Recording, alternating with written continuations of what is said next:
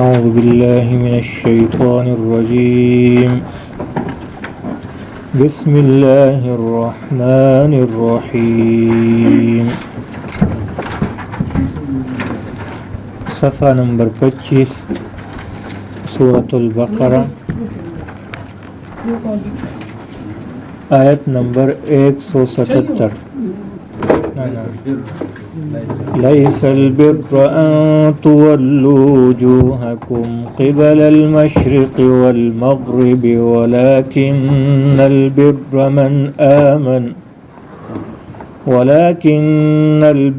من آمن بالله واليوم الآخر والملائكة والكتاب والنبيين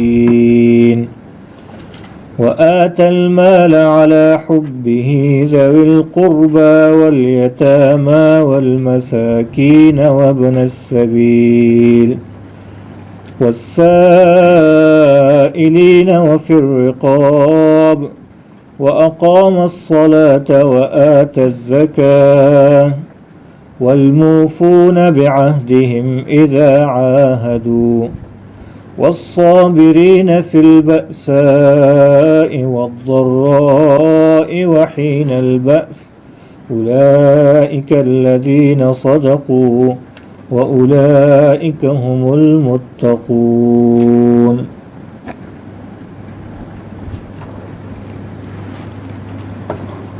یہاں سے اللہ تبارک و تعالی مختلف احکامات کا ذکر فرماتے ہیں. اس سے پہلے اکثر تذکرہ اگر آپ لوگوں کو یاد ہو تو یہود اور نصارہ کا تذکرہ ہوتا رہا. یہاں سے اللہ تبارک و تعالی احکامات کا ذکر فرماتے ہیں اور شروع یہاں کچھ اس طرح کرتے ہیں کہ اے یہود و نصارہ مدینہ منورہ میں جو رہتے تھے اور حضور نبی پاک صلی اللہ علیہ وسلم پر اعتراض کرتے تھے کہ آپ تو بیت المقدس کی جگہ بیت اللہ شریف کی طرف نماز پڑھتے ہو، حالانکہ پہلے اس طرف پڑھا کرتے تھے، تو کیا آپ کی وہ نماز غلط تھی یا یہ نماز غلط ہے؟ ایک تو غلط ہونی چاہیے. تو یہ مسلمانوں کے دلوں کے اندر بھی شکوک و شبہات ڈالا کرتے تھے. تو اس کا جواب اللہ پاک نے کچھ اس طرح دیا کہ للہ المشرق والمغرب، کہ مشرق اور مغرب سب کے سب اللہ ہی کے لیے ہیں. فَأَيْنَمَا تُوَلُّوا فَثَمَّ وَجْهُ اللَّهِ، بس جس طرف بھی آپ لوگ رخ کر کے نماز پڑھو گے تو اللہ کو ادھر ہی پاؤ گے. تو بیت المقدس کی طرف بھی اگر نماز پڑھتے تھے تو وہ بیت المقدس کو نہیں پڑھتے، اللہ کی طرف نماز پڑھتے تھے، جہت صرف بیت المقدس تھی. اور اگر بیت اللہ شریف کی طرف بھی نماز پڑھتے ہیں تو بیت اللہ شریف معبود نہیں ہے، بلکہ وہ صرف ایک جہت ہے اور اللہ کا حکم ہے، تو اللہ کے حکم کی تعمیل میں وہ اس طرف نماز پڑھتے ہیں. اللہ تعالیٰ فرماتے ہیں کہ ان باتوں میں مت پڑھو کہ کبھی اس طرف نماز پڑھتے ہو کبھی اس طرف نماز پڑھتے ہو. اصل بات کیا ہے جس میں آپ لوگوں کو تحقیق کرنی چاہیے، جس میں آپ لوگوں کو پڑھنا چاہیے، وہ کیا بات ہے وہ میں آپ لوگوں کو ابھی بتاتا ہوں. اللہ پاک تو ترجمہ دیکھیے. لیس البر، نہیں ہے نیکی، ان تولو، ان یہ بات، تولو کہ پھیرو تم سب، وجوہکم اپنے چہروں کو پھیرو، قبل المشرق والمغرب، مشرق کی طرف یا مغرب کی طرف. یہ کوئی نیکی نہیں ہے کہ مشرق میں کوئی خاص بات ہے تو آپ ادھر کی طرف رخ کر کے نماز پڑھو گے تو ثواب زیادہ ہے، یا مغرب کی طرف نماز پڑھو گے تو ثواب زیادہ ہے. یہ نیکی کی بات نہیں ہے. وَلَكِنَّ الْبِرَّ مَنْ آمَنَ بِاللَّهِ، لیکن نیکی تو یہ ہے. تو آگے چند احکامات بیان فرماتے ہیں. اعتقادیات میں سے بیان فرماتے ہیں کہ آپ کا اعتقاد درست ہونا چاہیے، آپ کا عقیدہ درست ہونا چاہیے. دوسری بات آگے فرماتے ہیں کہ عبادات درست ہونے چاہیے آپ کے. اس کے بعد معاملات درست ہونے چاہیے، اور پھر اخلاق درست ہونے چاہیے آپ کے. اصل نیکی تو یہ ہے. اب ان باتوں میں پڑھنے کی ضرورت نہیں ہے. تو جن باتوں میں آپ کو تحقیق کی ضرورت ہے، جن باتوں میں آپ کو بحث کی ضرورت ہے وہ نہیں کرتے، یا جن باتوں میں کوشش کی ضرورت ہے وہ نہیں کرتے، اور جن میں ضرورت نہیں ہے وہ کرتے ہیں۔ تو یہ ہمیں بھی حکم ہے۔ آپ نے دیکھا ہوگا بعض لوگ فروعی مسائل میں، وہ مسائل جس کا نہ اللہ پوچھے گا آپ سے، نہ کوئی حساب و کتاب ہے، نہ آپ کے دین پر کوئی اثر ہے، ہم انہی باتوں میں پڑے رہتے ہیں، اور اصل جو مسئلہ ہے، جو نماز ہے، جو حج ہے، جو زکوٰۃ ہے، اور جو اخلاق ہے اور معاملات ہے، ان سے اسی وجہ سے دور رہتے ہیں۔ تو وہ چھوٹی چھوٹی باتیں اٹھا کر، تو اس وجہ سے فرقے بھی بنے ہوئے ہیں۔ تو فرقے وہ چند ایک باتیں ہیں اختلافی، ہم نے انہی اختلافی باتوں کو لیا ہوا ہے، اور اتفاقی جو 90% سے زیادہ ہے، یا 90% ہے، جتنا بھی ہے، زیادہ ہے، کثیر ہے، تو ان کو سائیڈ پہ رکھا ہوا ہے۔ شیخ الحدیث مولانا زکریا رحمۃ اللہ علیہ فرماتے ہیں کہ نماز میں بہت سارے مسائل ایسے ہیں جو متفق علیہ ہے، جو سب کے نزدیک ٹھیک ہے، سجدہ ہم بھی لگاتے ہیں، اور جو باقی مسالک والے ہیں وہ بھی سجدہ لگاتے ہیں، ایک طرح لگاتے ہیں، رکوع ہم بھی اسی طرح کرتے ہیں، الحمد ہم بھی پڑھتے ہیں اسی طریقے سے، التحیات ہم بھی پڑھتے ہیں، لیکن لوگ جو بحث کرتے ہیں تو کس بات میں کرتے ہیں؟ ہاتھ اٹھاؤ مت اٹھاؤ۔ ارے بھائی چند ایک باتیں ہیں، آمین زور سے کہو، آمین آہستہ کہو۔ تو ان باتوں پہ لوگ جھگڑتے ہیں، اور جو باقی چیزیں ہیں ان کی طرف توجہ نہیں کرتے۔ اللہ پاک فرماتے ہیں ان فروعی باتوں کی طرف مت جاؤ، اصل جو باتیں ہیں اسی طرف توجہ رکھو۔ تو کیا ہے؟ من آمنا، نیکی یہ ہے، من وہ شخص آمنا جو ایمان لاتا ہے، باللہ اللہ پر ایمان لاتا ہے۔ کس طرح اللہ پر ایمان لاتا ہے؟ کہ اللہ کی وحدانیت کو مانتا ہے کہ واحد، اکیلے، تنہا وہ عبادت کے لائق ہیں، اسی سے مدد طلب کریں گے، اسی کی عبادت کریں گے۔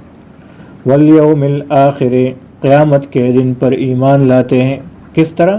کہ یہ دن اللہ نے مقرر فرمایا ہے جس میں تمام کی تمام مخلوق سے اللہ پاک حساب اور کتاب لیں گے، اور ایک دن آنے والا ہے۔ والملائکۃ، اور فرشتوں پر ایمان لاتے ہیں۔ فرشتوں پر کس طرح ایمان لانا ہے؟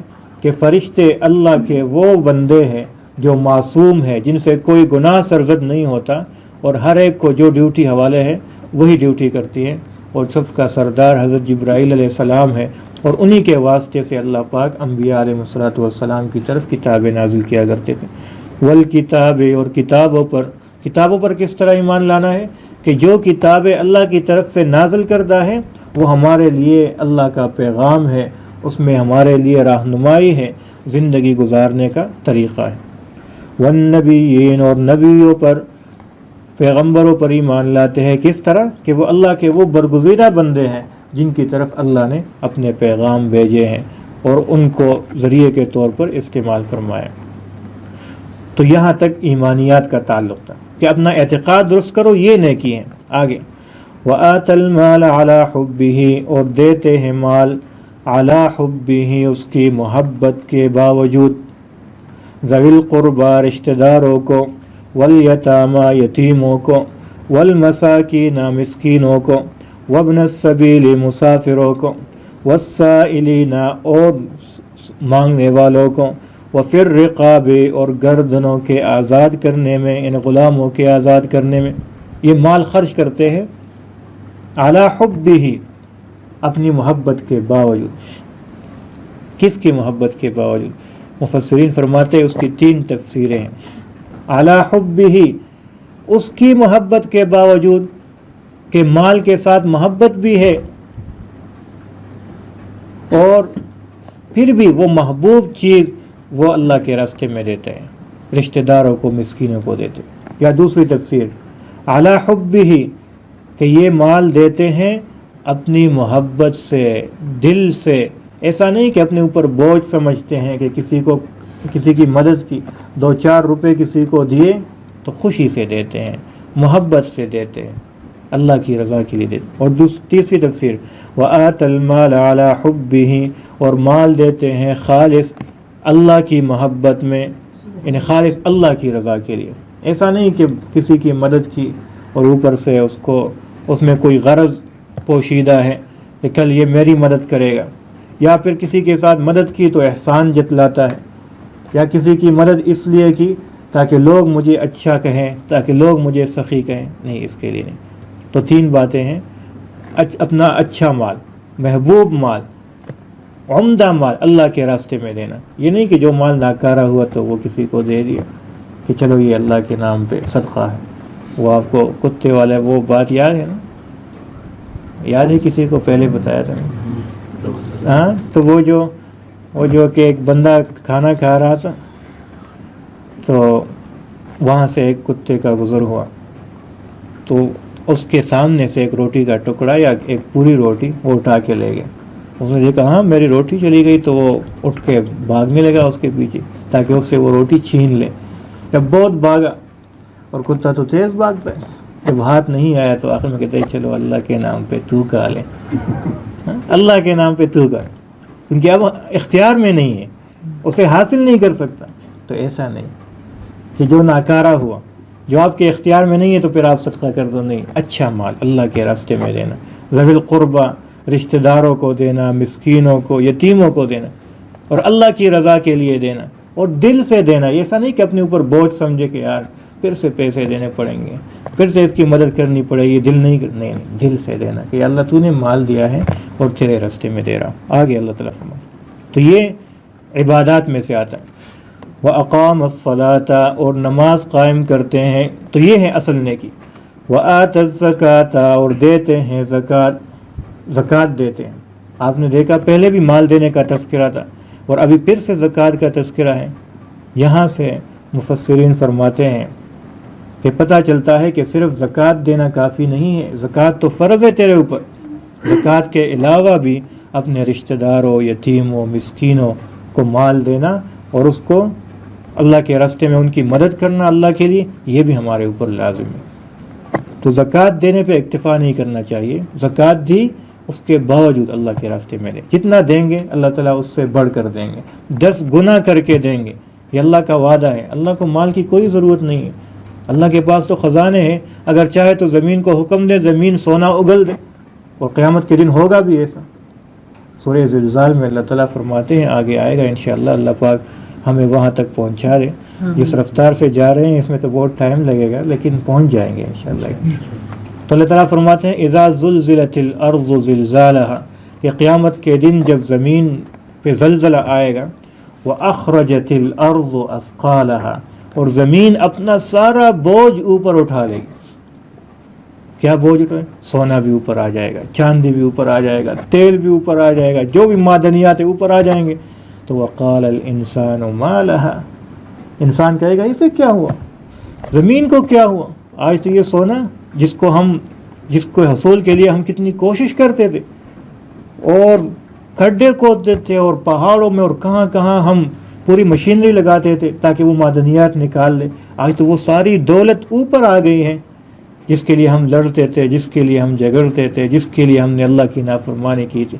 تو یومئذ تحدث اخبارها، اللہ تعالیٰ فرماتے ہیں وہ زمین اس دن تمام کی تمام خبریں بتا دے گی کہ اللہ میرے اوپر فلاں جگہ اس نے یہ ظلم کیا تھا، فلاں جگہ اس نے میرے اوپر یہ نافرمانی کی تھی، یہ گناہ کیا تھا۔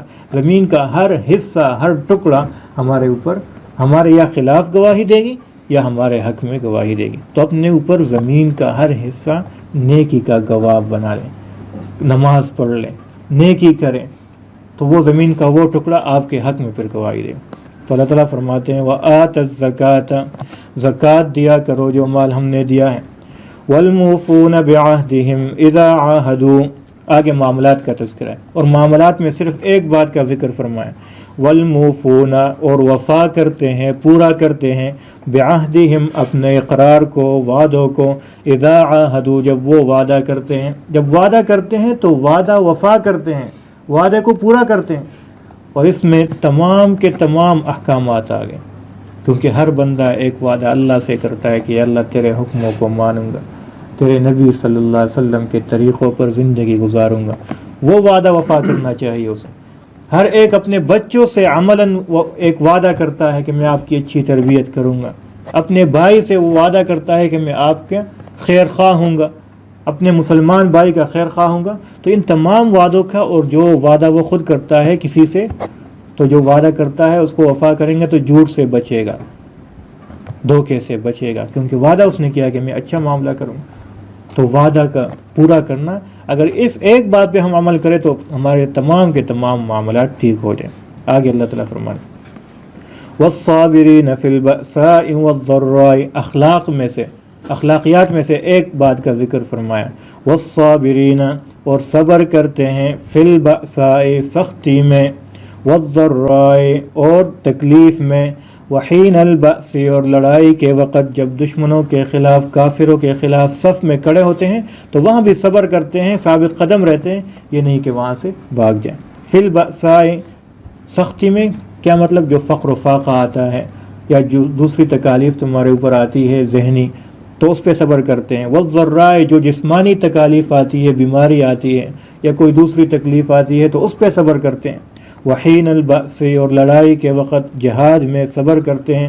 اللہ تعالیٰ فرماتے ہیں اولئک الذین، یہی لوگ جن کے اندر یہ صفات ہیں، صدقوا، یہ سچے لوگ ہیں، وَأُولَئِكَ هُمُ الْمُتَّقُونَ، اور یہی لوگ متقون ہیں، تقوی والے ہیں، متقی لوگ یہی ہیں. تو فرماتے ہیں کہ یہ نیکی نہیں ہے کہ آپ اسی بحث میں لگے رہو کہ اس طرف منہ کرے یا اس طرف منہ کرے. اصل نیکی تو یہ باتیں ہیں، یہ باتیں اپنے اندر پیدا کرنی چاہیے. اس کو ابواب البر کا نام دیا گیا ہے، یعنی نیکی کا باب. آگے قصاص کا حکم ہے، پڑھیں آگے. یا بس.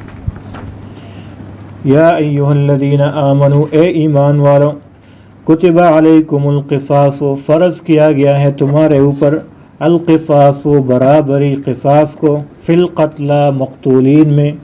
جب کوئی قتل ہوتا ہے تو اللہ کی طرف سے حکم ہے کہ اس کا برابر سرابر حساب لیا جائے.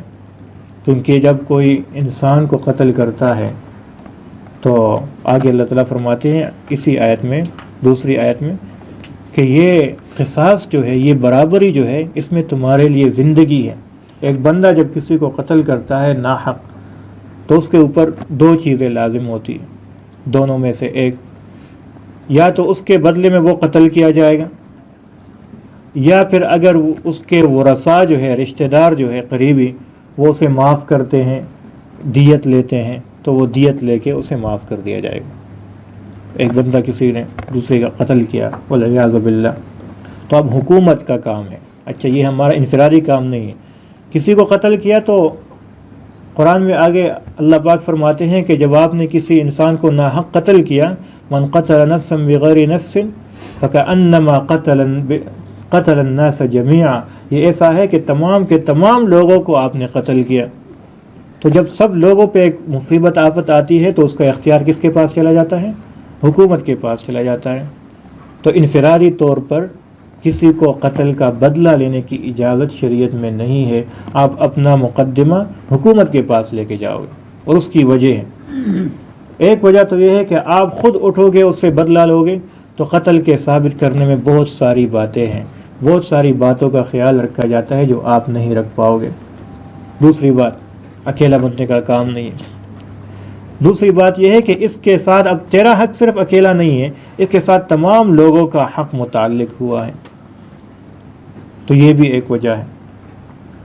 تیسری بات یہ ہے کہ ہم حکومت کو درمیان میں انوالو نہیں کرتے تو شاید کوئی ایسا مقتول بھی ہو جس کا کوئی وارث نہیں ہے، اور حکومت سے بھی ہم کہیں کہ آپ نہیں دو گے، اس کا بدلہ نہیں لو گے، اس کے ورثاء لے گا اور وہ تو اس کے ہیں نہیں، تو پھر ایسا لوگ جس کا کوئی وارث نہیں، اس کے اوپر ظلم ہوگا، ہر ایک اسے قتل کرے گا کہ چلو اس کا تو ویسے بھی کوئی وارث، کوئی پوچھنے والا ہے نہیں، اسے قتل کر دو، تو یہ فساد برپا ہوگا.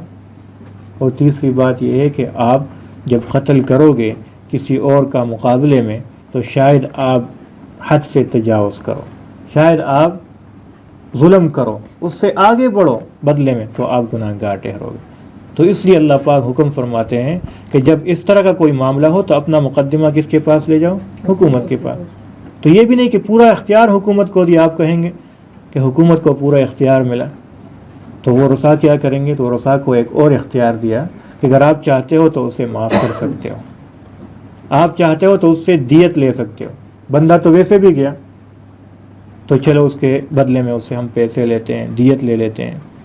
تو اللہ پاک فرماتے ہیں اگر دیت لینا ہے تو دیت اس وقت 100 اونٹ ایک آدمی کے بدلے میں، پھر آپ اس سے مطالبہ کر سکتے ہو کہ 100 اونٹ دو اور اس کے بدلے میں آپ قتل سے بچ جاؤ گے۔ تو حکومت کے پاس قتل کرنے کا اختیار ہے اور آپ کے پاس ورثاء کے پاس اس کے معاف کرنے یا دیت لینے کا اختیار ہے۔ تو اللہ پاک نے تمام باتوں کو بیلنس رکھا ہوا ہے، آپ کو آپ کا حق دیا ہے، حکومت کو اور اقتدار کو اس کا حق عطا فرمایا۔ ترجمہ دیکھیے، یا ایھا الذین، اے وہ لوگو، آمنو جو ایمان لے آئے، کتب علیکم فرض کیا گیا ہے تمہارے اوپر، القصاص برابری، فی القتلى مقتولین میں، الحر بالحر آزاد کو آزاد کے بدلے میں قتل کیا جائے گا، والعبد بالعبد اور غلام کو غلام کے بدلے میں، والانثى بالانثى اور عورت کو عورت کے بدلے میں قتل کیا جائے گا۔ اس کا مطلب یہ ہے کہ اگر ایک بندے نے قتل کیا ہے تو اسی ایک بندے کو قتل کیا جائے گا، ایسا نہیں کہ قتل تو آزاد نے کیا ہے اور آپ نے غلام کو اس کے بدلے قتل کیا، قتل تو بیٹے نے کیا ہے اور آپ نے اس کے چچا کو قتل کر دیا، اس کے باپ کو قتل کر دیا، تو یہ آپ نے ظلم کیا، آپ بھی قاتل ٹھہرے، کیونکہ آپ کو جو حق ہے وہ اس قاتل کے خلاف مقدمے کا ہے اور آپ نے دوسرے کو اس میں انوالو کر دیا، تو یہ جائز نہیں ہے کسی بھی طرح۔ اللہ تعالیٰ فرماتے ہیں فمن عفی لہ، پس وہ شخص جس کو معاف کیا گیا، من اخیہ اس کے بھائی کی طرف سے، شیء کوئی چیز، ورثاء ہے، مثال کے طور پر ایک بندہ قتل ہوا، اس کے 3 بیٹے ہیں، تو 3 بیٹوں کو یہ حق ہے کہ اس کا مقدمہ چلائے۔ اب وہ بیٹے 2 بیٹے کہتے ہیں کہ ہم بدلہ لیں گے یا قتل کریں گے، ایک بیٹا کہتا ہے کہ نہیں میں نے معاف کر دیا، تو شریعت کا حکم یہ ہے کہ اب اسے قتل نہیں کیا جائے گا، اس کا دیت دیا جائے گا، اور دیت میں ایک حصہ معاف ہو جائے گا اور 2 حصے ان دونوں کے اوپر وراثت کے حساب سے برابر برابر تقسیم کر دیے جائیں گے۔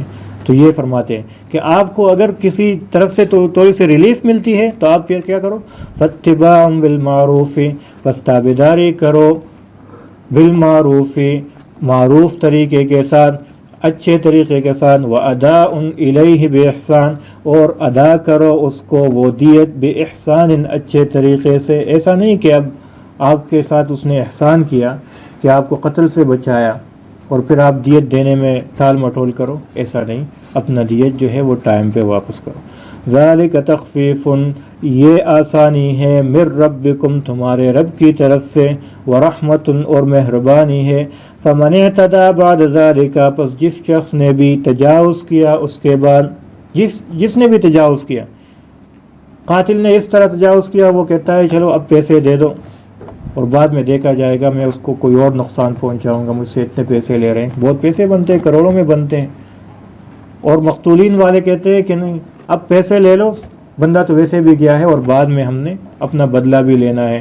تو اللہ تعالیٰ فرماتے ہیں کہ جو شخص بھی تجاوز کرے گا اپنے حدود سے، فَلَهُ عَذَابٌ عَلِيمٌ پس ہے اس کے لیے دردناک عذاب، وَلَكُمْ فِي الْقِصَاصِ اللہ تعالیٰ فرماتے ہیں اور ہے تمہارے لیے فی القصاص قصاص میں، حیات زندگی ہے، یا اولی الالباب اے عقل والو، قصاص میں تمہارے لیے زندگی ہے۔